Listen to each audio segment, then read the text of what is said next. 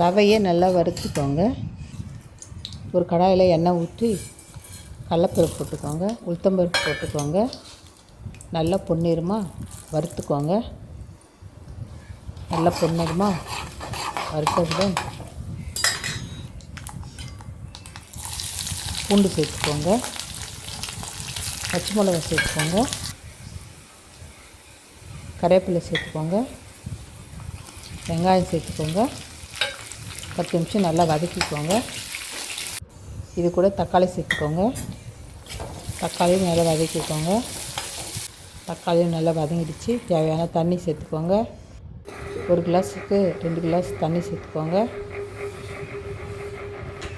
தண்ணி கொதி வந்து ரவை சேர்த்து நல்லா கலரி 10 நிமிஷம் மூடி வச்சு ஓப்பன் பண்ணி கலரி விட்டுக்கிட்டால் உப்புமா, சூப்பரான உப்புமா ரெடி ஆகிடுச்சு.